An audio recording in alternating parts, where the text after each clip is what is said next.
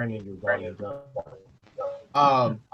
to the show, John Thursby, Brandon Bumgardner, very special guest at the bottom, Mr. Danton Barto, Memphis Tiger legend, and also played in the NFL for quite some time. Also coached in the AFL, that'll be in the Arena Football League as well. Danton Barto, thank you very much for being on the show with us today.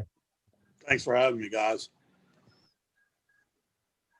Danton, when you look at the Memphis football program, I know Brandon's getting ready to make a little statement for the Tiger faithful out there. But when you look at this Tiger program, give me just your idea of the state of the program right now with all this COVID stuff going on. I mean, I think that we honestly had a very good year this year.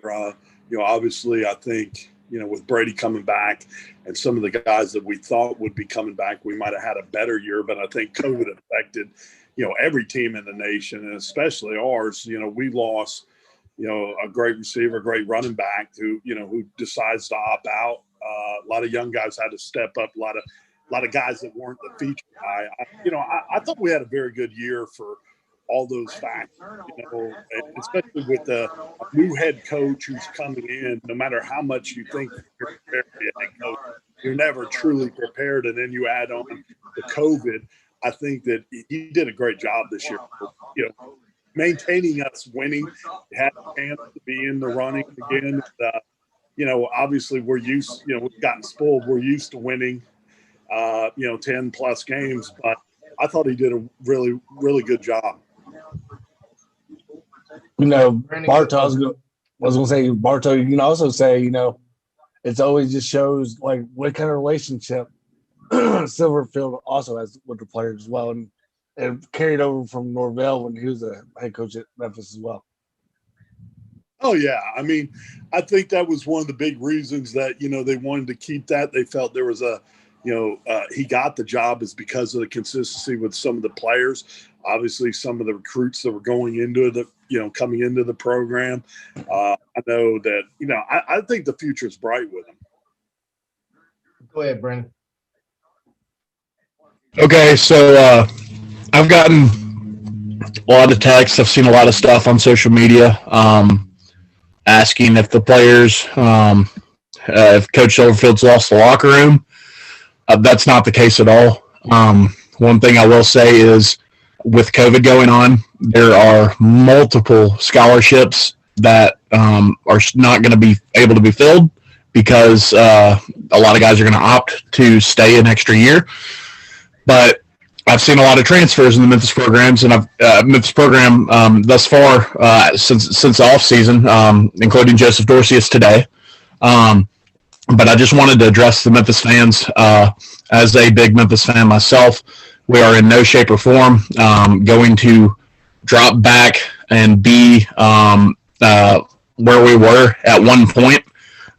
This is not something we need to be worried about. This is something that we should look for and relish because these kids that are transferring here from Power 5 schools are looking for competition and to take spots from other kids. They want to be in a successful program. They want to be successful for themselves.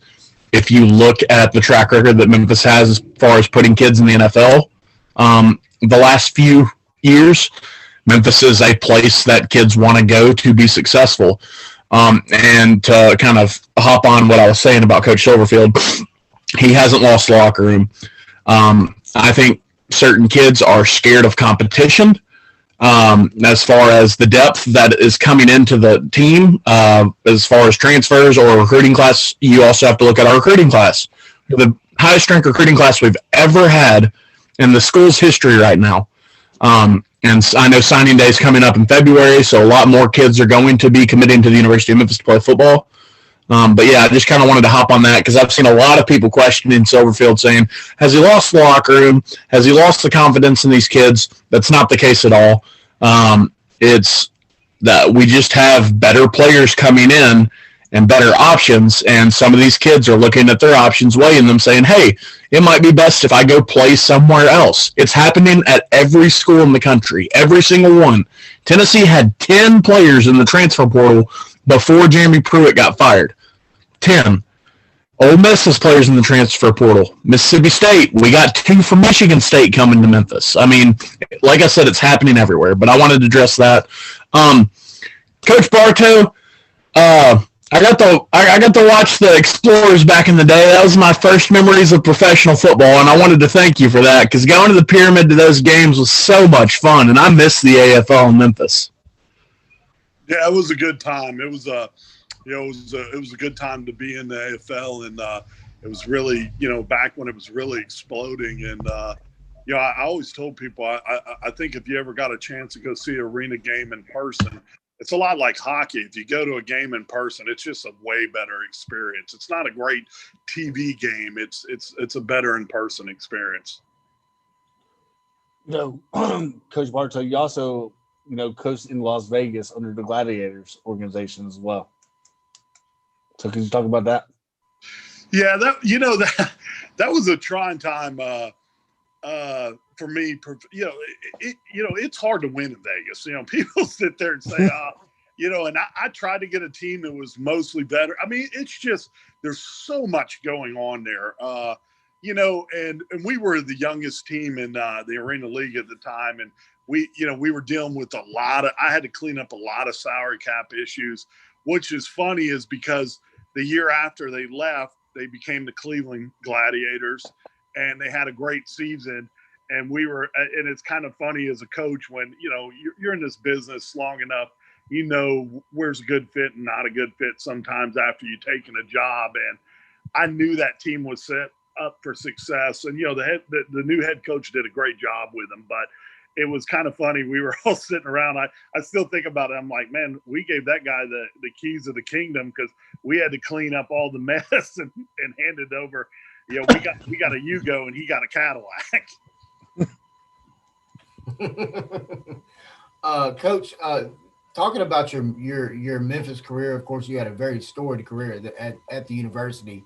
Talk a little bit about your time there and just a little bit about the players that you got a chance to play with. Oh, I'm so fond of my time at Memphis. First of all, being coached by Keith Butler was, for a young guy, was a dream, being my position coach and then having Jolie Dunn and Tim Rose. And, I got to play alongside, great defensive players. Rod Brown was with me for a long time playing Will linebacker. And then I played with AC Collins and those guys. I got to watch Kenny Irvin grow up. Barry Dillard, Jeremy Williams was a great player that doesn't get talked about enough at Memphis, was unbelievable. And then, obviously we knew Isaac Bruce and Russell Copeland and Matt Cody, those guys, Steve Matthews. I mean, it was a great football team.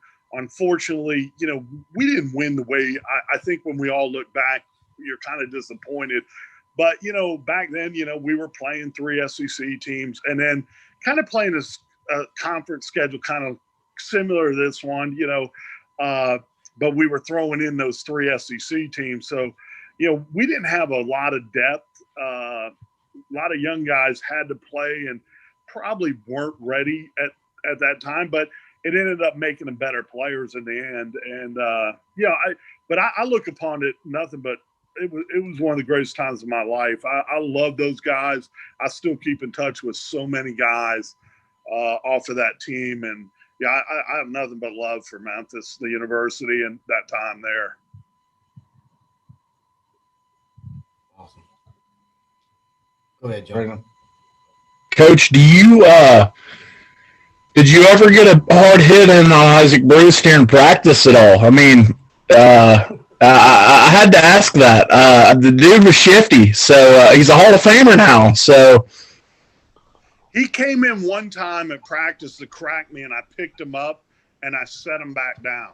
He kind of looked at me, and I was like, "You win ball games for us, boss. So I'm not hitting you." So I just told him. I always used to tell him I'd always mess with those guys. It's like, stay out there in Kittyville. This is Mansville. Stay out there. That's awesome. But I love Isaac. I tell people all the time that Isaac is one of my favorite people of all time. Man, that guy was not just a great teammate, but his competitiveness, Russell and those guys, all those guys, it was funny. We were a very close-knit team, but I love those guys. I loved competing against them, and there was times of practice like any team. It got nasty and it got rough, but I love those guys. I still love those guys, and I'm so happy for them. I think it was such a long time coming, but I'm glad it finally happened because they deserved it. Absolutely. Coach Barto, you were also a scout for the LA, or not LA Rams, but the St. Louis Rams back in the day when they were the St. Louis Rams. But first of all, I want to say congratulations on being a part of the M Club Hall of Fame at Memphis as well. You basically brought up, a good point regarding that because, other guys still talk to other players in the past as well. And ever since the 90s, I think, I was 5 years old at the time. But if I remember right, when my cousin played back in the 90s under Rip Shear, Memphis football has always had that relationship regarding teammates that always stay in touch as a family as well, Yeah, it's an amazing, and I have to give Coach. Coach Norvell did, let it happen, but I have to give Marcus Bell a lot of credit. Marcus did a phenomenal job when Coach bringing us all back into the fold, doing the tire, walk the Friday before the game, getting us all back involved. Coach Norvell gave me an opportunity to talk to the team. It was the first time I'd talked to the team since I'd, played football there. So that was awesome. And I think they've carried that on. And, this year, obviously, with the challenges with COVID, we weren't allowed to do it. But I think that's something that will continue. And I think that helps young guys understand, this generation, the younger guys are not as connected to the past as they've been, so it's good to know that, hey, man, this guy, Tim Harris, was an unbelievable football player here at Memphis, unbelievable NFL player. Derek Burrows was a first-round pick. It's neat for me. I always loved meeting those guys, and even if I got 2 seconds to pick their brain, what would you say I need to do, or what do I need to be better? I think that helps players. I always think that it helps programs immensely. Go ahead, Brent. Coach, you were talking about playing 3 SEC teams back when you were in school. Do you think that it would benefit the University of Memphis if they could get that going again now? I personally think, hey, play the schedule that you got lined up. Within the next few years, we're going to be playing Mississippi State, Arkansas, Missouri again. Do you want those rivalries to come back, such as Alabama, Ole Miss, Tennessee, those schools? Would you like to see those come back? I don't think you need to anymore. I mean, we are a national brand now. We play in a very good conference. It's very, it's recognized nationally. People know it's a very good football conference. Like I said, every maybe 2 years or whatever, sprinkle in somebody here and there. I think that's good for any program, but I don't think you'll ever need to go back and have the schedules like we had, where you have to play 3 teams or play a Florida State, sell again. Those days are past us. And you like them as a football player and as a fan because you get to see us compete. And I think we can compete with almost any of those teams, especially the ones we were playing. But I think now you have to play the schedule you have, which is a very good football schedule against in a very good conference, and that's all you need. And I think the fans, that's what they want to see anyways. They know those opponents now. Go ahead, Coach John. Barto. Also, I want to talk about a little bit of your playing days as well. You're still the leading tackler in Memphis history. So I want to say congratulations on that still as well. But, you played under Coach Chuck Stobart, but your sophomore year, y'all went into Southern Cal and beat Southern Cal when they were ranked number 16 in the country at Southern Cal. And then your junior year, y'all beat Arkansas. And then your senior year, y'all beat Mississippi State in Arkansas. So talk about those huge wins, how they brought the Memphis program during your tenure. That was a good wins under the Memphis program. Well, I mean, the Southern Cal one was always one that'll stick in your head because it's Southern Cal. It's a nationally known program. It's a great place to play. And I'll be honest with you, it's a funny story. I love Coach Stobart, but we got tired of hearing about Southern Cal. I was like, man, I hate these guys, and I've never even met this team or seen them. I'm so sick of hearing about Southern Cal. And it was funny. It was really the first game that I can remember. Like, we were down at half, not bad, but I'm like, we're going to drill these guys. And I tell you what, though, I will say this: Southern Cal is the most beautiful football team walking out in the field you've ever seen. I was like, good God, these guys look like if you drew an NFL, a college football player that's going to play in the NFL, they all look like it. But, we kind of noticed early, like, when we hit them, we were more aggressive, more physical. We played a different kind of football than they did.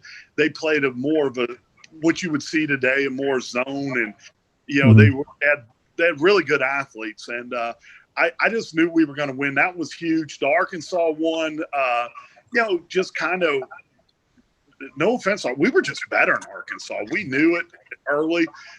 You love beating Mississippi State and Ole Miss just because of where they are, and we were playing them every year. So those were always big wins.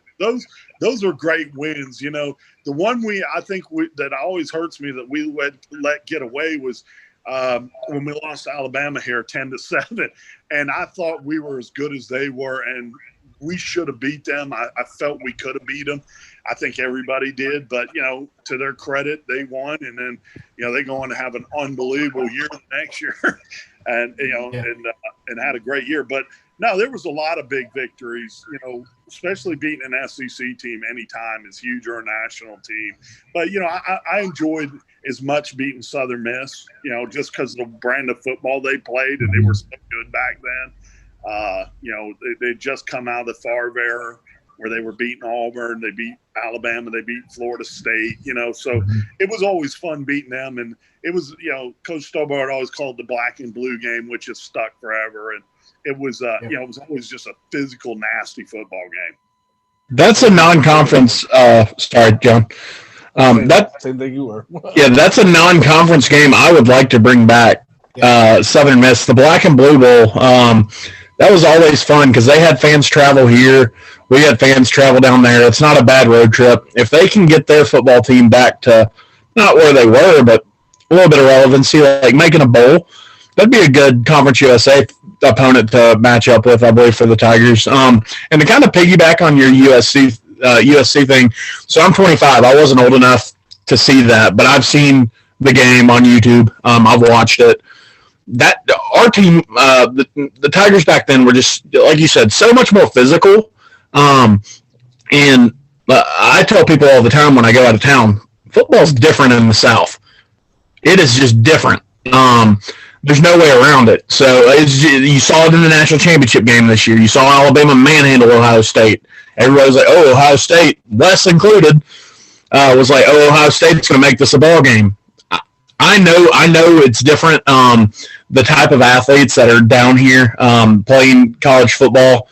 But to piggyback on the USC thing, like I said, I wasn't born at the time, so I didn't really get to see it. But that kind of reminds me of when UCLA came to the Liberty Bowl, and it was the 5 stars versus the walk-ons. All you heard about, because UCLA beat Texas A&M the week before they played us, all you heard about was Josh Rosen this.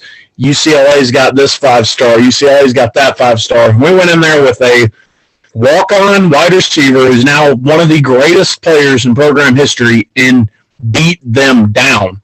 And it wasn't even a close game. The score says otherwise, but it wasn't a close game in my book. So, but yeah, I've watched that USC game a couple times, and the nostalgia of Tiger football back in the 90s is just, it's got a special place in my heart because I know my parents grew up around it, and I'm 25, like I said, but I'm growing up around it right now.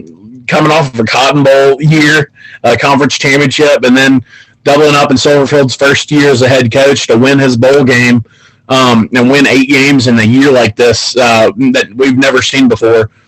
It's pretty special. Yeah, without a doubt. It's been it's been a great run here, and it's been fun to watch because I think this is like anybody thought that this is where our program should have been for years, and thank goodness it is. It's a fun brand of football to watch. It's fun to go to the games. I got to last year was the first year I've been able to experience tailgating, going to games in 20 plus years. I've not been around, so I really enjoyed it. I enjoy the atmosphere they've created at the Liberty Bowl, the Tiger Walk, the whole. I mean, it's Tiger Lane. It's everything a football program should be, and I think it's only going to keep continuing and getting better and better. And I look forward to next year. Hopefully, this virus calms down and we get back to some normalcy and people come out, we're okay, healthy, and we're able to go back to football the way it was. Brayden, I was going to say, you did make a good point when UCLA did come here. But how about that year before where we basically competed with them on a national level as well the year before? Yeah, went to the Rose Bowl. I remember because I was a bat boy for the Memphis Redbirds at the time, and it was a playoff game, and the Redbirds ended up losing, and I got my stuff bolted out of there so I could watch the Tigers go play UCLA in the Rose Bowl, which is just a cool opportunity. If it wasn't for a terrible call and they called a touchdown back, we probably would have beat UCLA that year too. But yeah, that's those are my big memories as far as us going out west and playing some football. But yeah, Coach Barto and the Tigers back then, man, they were physical. I don't know if I've seen any physical teams out of Memphis. Hard hitting, man. Kids they don't hit as hard as they used to, Coach. And I'm sure y'all laid the wood down on a couple guys back in the day. Yeah, it's different now, obviously, especially with, the way the targeting rules. I don't want to get in because everybody's going bananas, but, it's just different. It's a different time. We're taught to tackle different, which is good for obviously health reasons and things of that nature and protecting players. But it was a different time, and I played with a group of guys that were fun guys and had a lot of pride and were nasty. Wanted to hit you in the mouth, kind of. That's what we were, and we knew we could do that to people. And like I said, it was just a lot of fun with those guys, and the attitude we brought on defense during those years it was a lot of fun playing with those guys. Coach, I got a fan of yours actually watching the show right now. It's actually my dad, Mr. Terry, started it. He coached your son Will at Briarcrest. Where has your son Will been up to? I know he had a chance to walk on at Memphis. Yeah, how's he been doing? He got really hurt in a game with a real bad concussion. Knocked him out. He's done with football. He's got a little bit left of school, and he's got an opportunity. And I don't want to talk before it happens, but he's got an opportunity with somebody that was at Memphis. There's a new program started up. He's going to be the D coordinator, and I think Will's going to go up there and coach linebackers with them and finish this semester of school. So it's all looking good for him. Yeah, my dad said he's proud of him. So he's a good kid. That's awesome. I gotta give his mama some credit. She did a good job with him. He's a good kid. Mm-hmm. Well, Coach, when you look at the players you played with, and then we look forward into this weekend in the NFL, we have got some talented players on the field this weekend, especially at the quarterback position. When we talk about these two matchups, first off, we'll talk about Tampa Bay and Green Bay. Is there a better playoff matchup between two quarterbacks than this matchup this week? I don't know. I think Aaron Rodgers is playing as well as I've ever played. He's definitely playing at an MVP caliber. And then, you look over on that other sideline, there's Brady, who just never seems to age, and it kind of cracked me up this year watching him early. It always reminds me of the Patriots, even though he's with Tampa Bay, everybody, oh, Brady looks terrible. He's old. He can't throw. He can't. And here he comes again. He's in the playoffs and he's marching along. But I respect those two guys. I mean, there's Brady's obviously probably it's arguably you can say whatever you want, the greatest quarterback to ever play the position just because of wins and what he's done and longevity. And then here's Aaron, who is unbelievably talented and is this team's rolling right now, and he's got an opportunity to cement his legacy this year. I really believe so. Go ahead, Brent. So when it comes to Tom Brady, I was listening to ESPN radio this morning, driving around for work, and they were talking about the guy has 14 championship game appearances. That's double the amount of second place, which is Joe Montana. That stat is unreal to me. And I think this game is a, so to speak, passing of the torch, possibly. If Aaron Rodgers can be, I know we all know Aaron Rodgers is 36 years old, so he's not young by any means. But heck, Peyton Manning won a Super Bowl when he was 40, so anything can happen. But no, it could be a passing of the torch from Tom Brady saying, "Hey, kid, here's the reins to the NFL." If Brady were to lose, which I think even if the Buccaneers lose this weekend, Tom Brady returns. Like he said, he wants to play until he's 45. He's at the top of his game still right now. The dude's unbelievable. But when you look at the other game, you have two really young quarterbacks who are the future of the NFL, in Josh Allen and Patrick Mahomes. I know Patrick Mahomes has a lingering foot injury. I believe it's turf toe that they're kind of looking at, and then he just got out of the concussion protocol. But that game really excites me. Two explosive offenses, two great coaching staffs. The only thing that Kansas City has over Buffalo, in my opinion, on offense is a run game.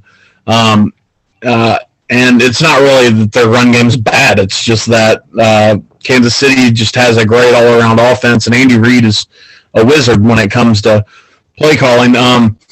What do you think about Patrick Mahomes and Josh Allen being the future of the NFL?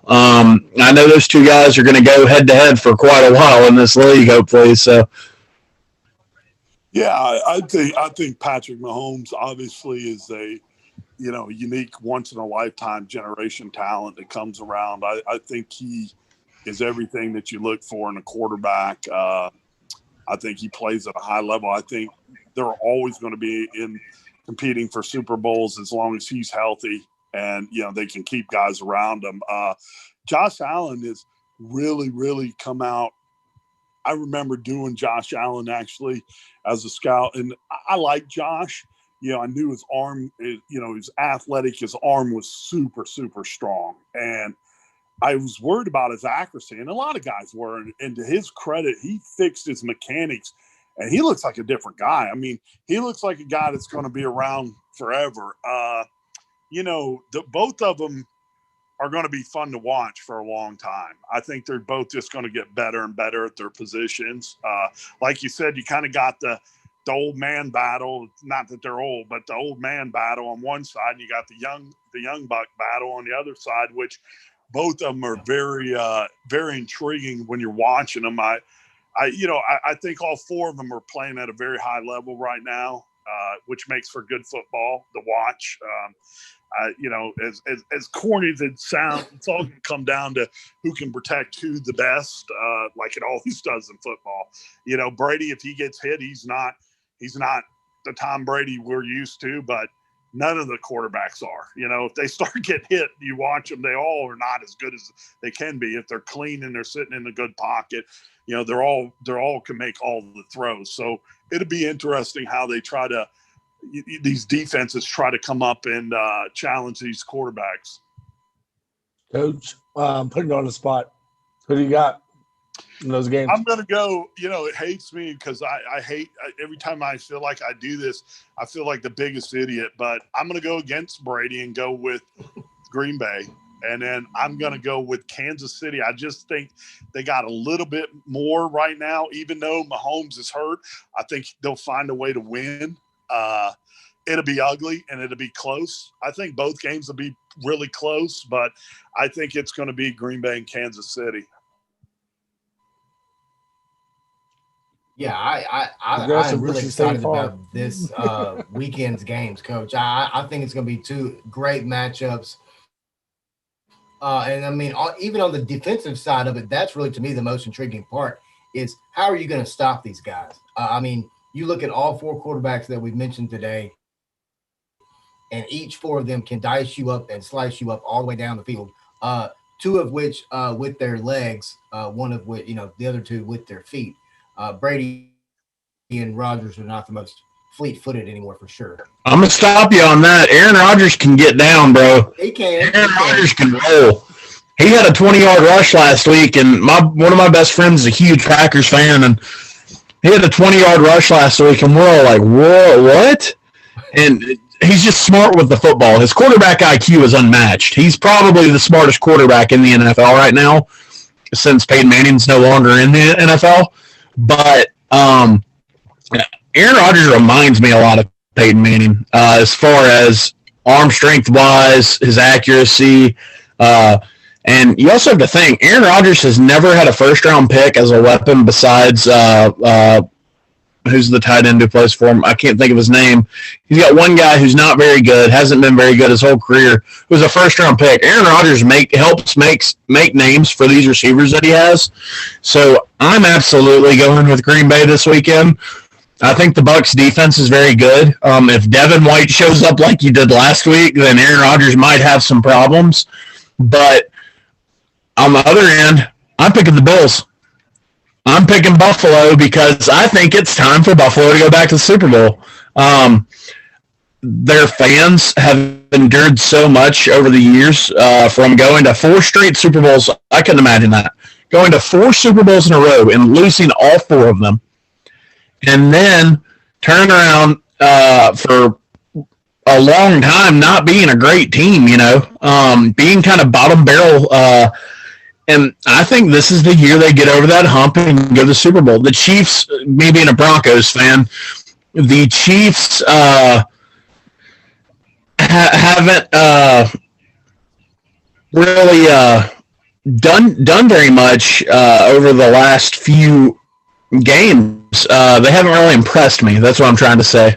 When Henne went in last week, they should have lost to the Browns, which, I mean, I think America was cheering for the Browns because that would have been an incredible story for them to get to the conference championship. But yeah, I believe that it's going to be Aaron Rodgers versus Josh Allen in the Super Bowl, and but if you get Mahomes, you got the State Farm Bowl. You got Rodgers versus Mahomes. So I wonder how much State Farm paid for that one. Good point. John, who you got, man? Green Bay and Buffalo. Although I would kind of do wish, Tampa Bay could be the first team in the Super Bowl to host in their own city. But I like Green Bay.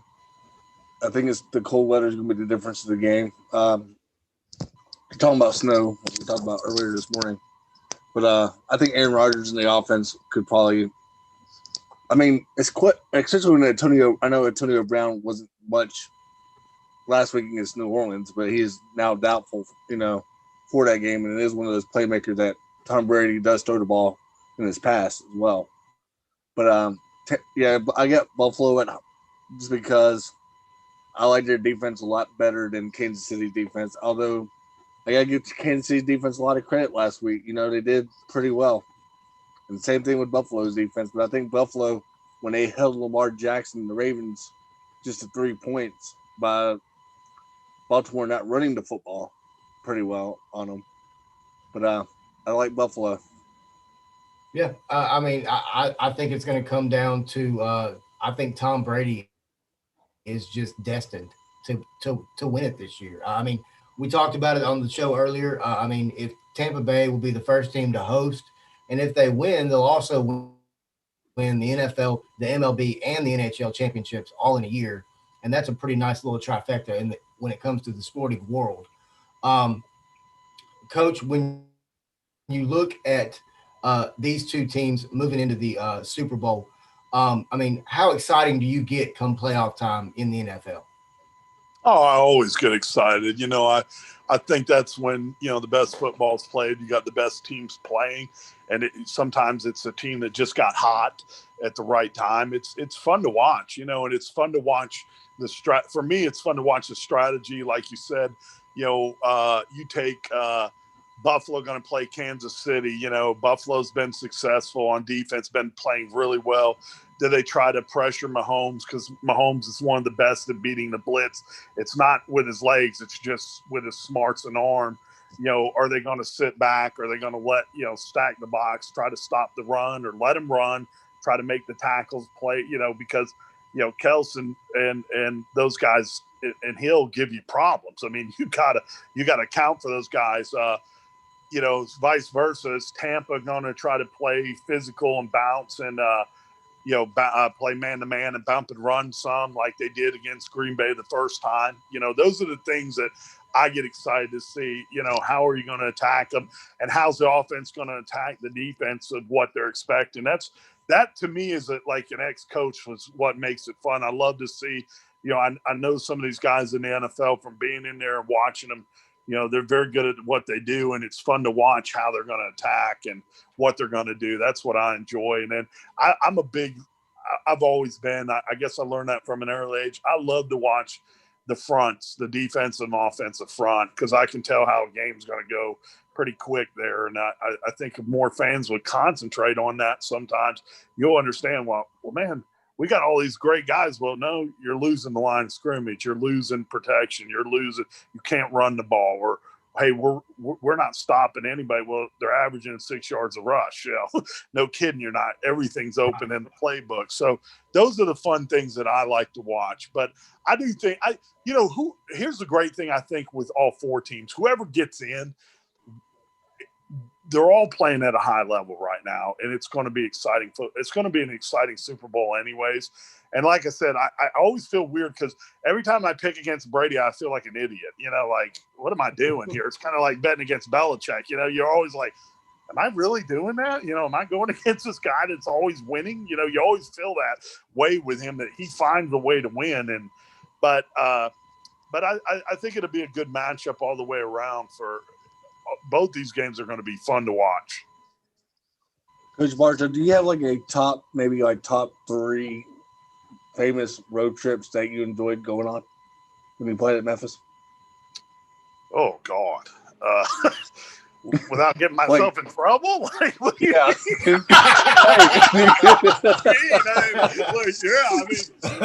Hey, one thing, Coach. Coach, it's okay. Hey, we've had former Memphis players in the past say Knoxville, so it's okay. I've enjoyed. Obviously, I liked playing. There were some games that always stand out. Playing in Knoxville was fun just because of the fans and they're not really rude. I enjoyed it. I always enjoyed, which is weird. Like, people always ask me, no offense, like, Ole Miss fans are the worst. I tell people that all the time. Like, I'm not a fan of Ole Miss people. That whole Grove thing, man. I don't get it, but whatever. It is what they Tiger want. Wind's better anyway. Yeah, and then I loved going to New Orleans, man. I just love that city, and we whacked them around pretty good when I was there in the I think we scored like 60 points or something in the first half. It was like ridiculous, but that was always a fun trip to go on. I kind of always liked going on the road. I liked that underdog. And, when we were at Memphis, we were kind of that way anyways. I liked being on the road. I liked getting out and seeing a new city, playing in a different stadium and places that I'd seen on TV and never had been to or heard about. Those were always fun to me.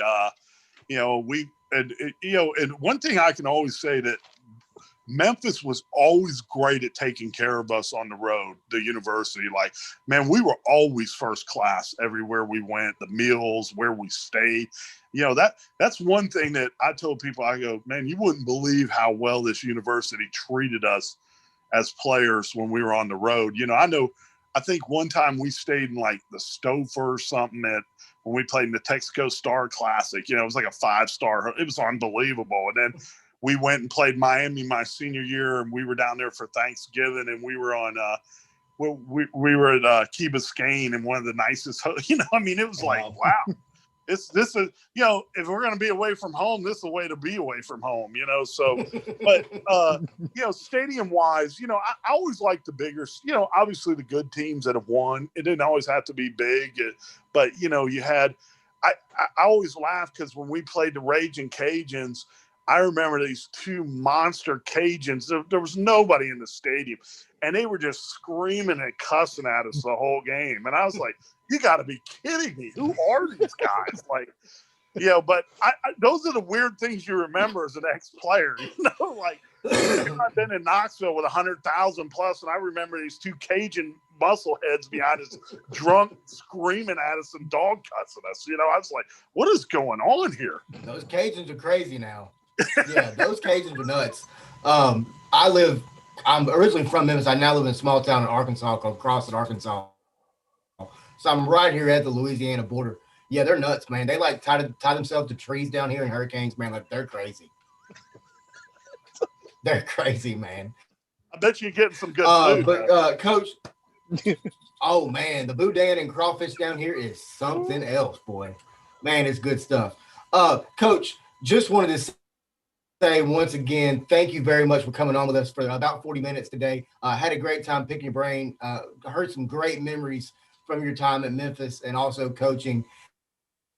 And also, thank you very much for your insight into this weekend of NFL championships. Thank you very much. Okay, thank you, guys. Guys, thank you very much for watching.